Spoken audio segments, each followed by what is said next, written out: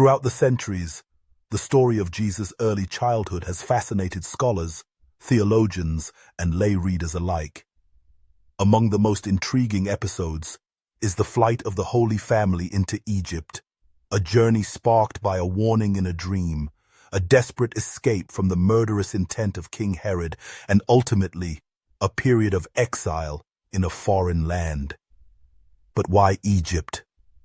What made this ancient nation the chosen place of refuge for the infant Jesus and his family? Some have proposed that Egypt was more than just a nearby sanctuary. They suggest that Jesus and his family could blend in among the native population, perhaps even because of physical similarities with the people of Egypt at that time. To truly understand the significance of the Holy Family's sojourn in Egypt, we must first set the historical stage. In the ancient world, Egypt was not just a land of pyramids and pharaohs, a repository of wisdom, mystery, and power, but also a region with deep and complex connections to the Israelites. For centuries, Egypt had served as both a place of bondage and a place of refuge for the Jewish people. In the book of Genesis, Joseph, son of Jacob, rose to prominence in Egypt and brought his family there during a time of famine. Later, Moses would lead the enslaved Israelites out of Egypt in the Great Exodus, a foundational event in Jewish identity. Thus, Egypt was embedded in the collective memory of Jesus' people as both a land of danger and deliverance. Now let us turn to the gospel narrative itself. According to the Gospel of Matthew, after the visit of the Magi, Joseph is warned in a dream to flee with Mary and Jesus because Herod intends to destroy the child. Joseph obeys immediately, taking his family by night and escaping to Egypt. There they remain until Herod's death. Matthew presents this journey as a fulfillment of prophecy. Out of Egypt I called my son. This is a reference to Hosea 11:1, a verse that originally described the Exodus, but is here applied to Jesus, portraying him as the true Son of God, whose life recapitulates the story of Israel. But why Egypt specifically? On a practical level, Egypt was the closest large territory outside Herod's jurisdiction. It was accessible by a well-traveled route, and, as a Roman province, it offered some measure of safety from Herod's reach. Furthermore, Egypt was home to a sizable Jewish diaspora community, particularly in the city of Alexandria.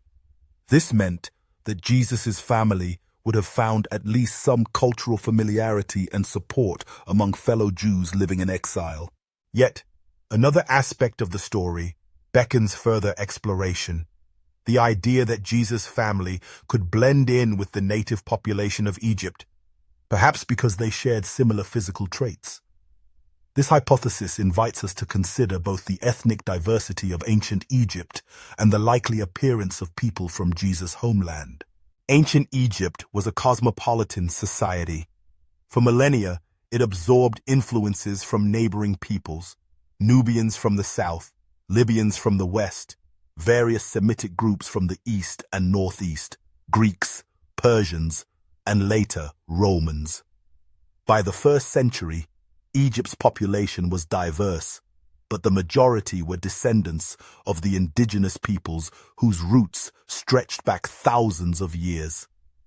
Ancient Egyptian art, mummies, and written accounts suggest a range of skin tones among the population, from light brown to dark brown and black. The region of Judea where Jesus was born also occupied a crossroads of civilizations.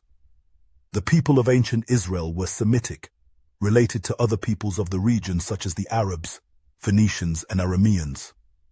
Over centuries of migration, conquest, and trade, there was considerable genetic and cultural mixing. The Bible itself records periods when Israelites and Egyptians intermarried, as in the case of Joseph's Egyptian wife Asenath, or Moses' marriage to a Cushite woman.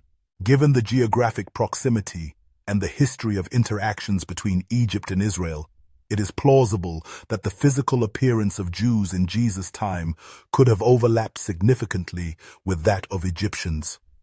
Descriptions of Jews in ancient sources such as Roman historians and the paintings in the catacombs of Rome often depict them with olive to darker skin tones, curly or wavy hair, and features common to peoples of the Eastern Mediterranean and North Africa.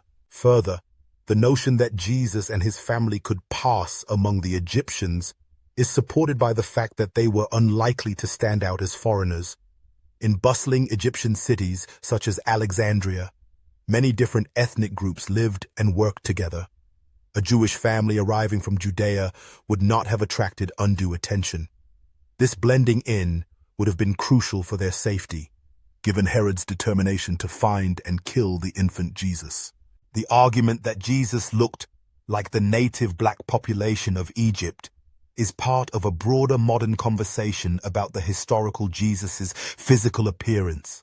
For centuries, Western art has depicted Jesus with European features, fair skin, light brown or even blonde hair and blue eyes. Yet these images reflect the cultural context of the artists rather than historical reality. Scholars today agree that Jesus, as a Galilean Jew of the first century, would have had the appearance typical of his time and place, likely medium to dark skin, dark hair, and Middle Eastern features.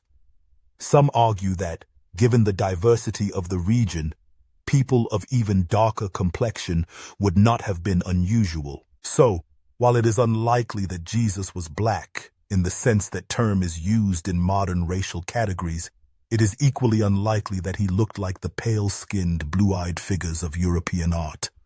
In the context of ancient Egypt, where the population included both lighter and darker-skinned people, Jesus and his family would have been able to blend in, especially in the southern regions closer to Nubia, where the population was predominantly black, or in the melting pot that was Alexandria. There is also a symbolic dimension to Jesus' flight into Egypt.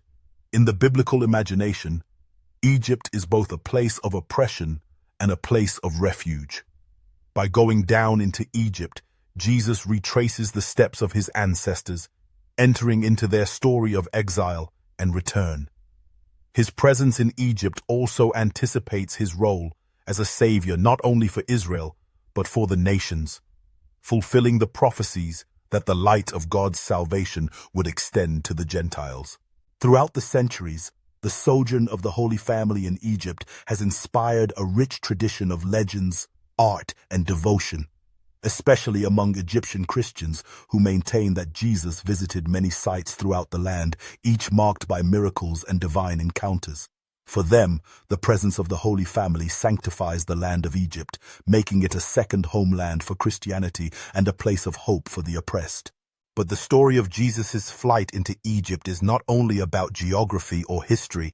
It is a universal tale of seeking refuge from violence, of finding sanctuary in a strange land, and of the profound connections that bind all peoples together. In an era marked by migration, displacement, and questions of identity, the image of the infant Jesus, hidden among the people of Egypt, invites us to reflect on the deep bonds of humanity that transcend borders and skin color. It also challenges us to reconsider the images we hold of Jesus and his family, rather than the sanitized and Europeanized depictions of much Western art. The historical Jesus was a man of the Middle East, shaped by the cultures, languages, and peoples of that region.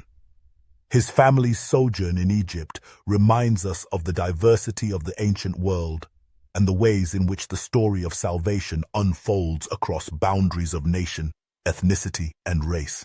In the end, the reasons for the Holy Family's flight into Egypt are manifold. On one level, it was a practical decision. Egypt offered safety from Herod's wrath, a nearby sanctuary with established Jewish communities. On another level, it fulfilled ancient prophecies and tied Jesus' life to the grand narrative of Israel's history. And perhaps, on a more subtle level, it was possible because Jesus and his family could blend in among the people of Egypt, sharing enough in common with the native population to pass unnoticed.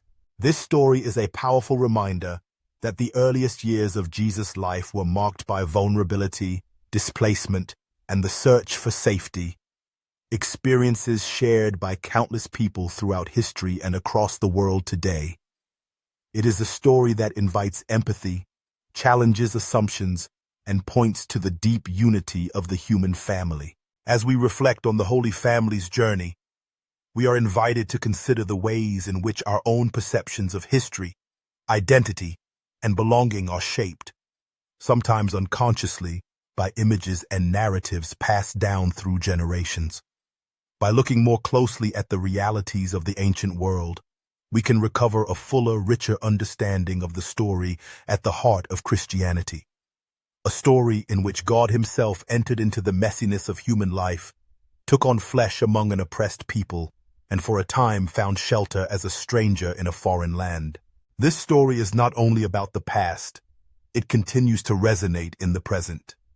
In a world where millions are forced to flee their homes by violence, persecution, and poverty, the image of the Holy Family seeking refuge in Egypt takes on new urgency.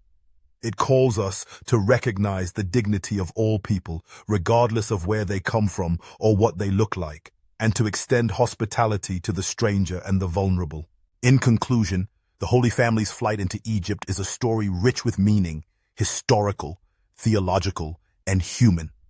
It is a reminder of the profound connections between peoples and cultures, the shared experiences of suffering and hope, and the ways in which the story of Jesus speaks to the deepest needs of the human heart.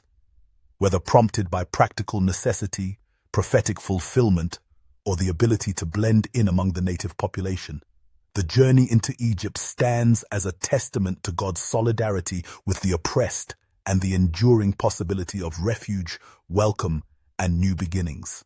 As we contemplate this ancient journey, may we be inspired to seek understanding, to embrace the diversity of the human family, and to extend compassion to all who, like the Holy Family, seek safety and hope in a world too often marked by fear and division. The story of Jesus in Egypt is, in the end, a story for all of us, a story of faith, courage, and the enduring possibility of finding home, even in the most unexpected places.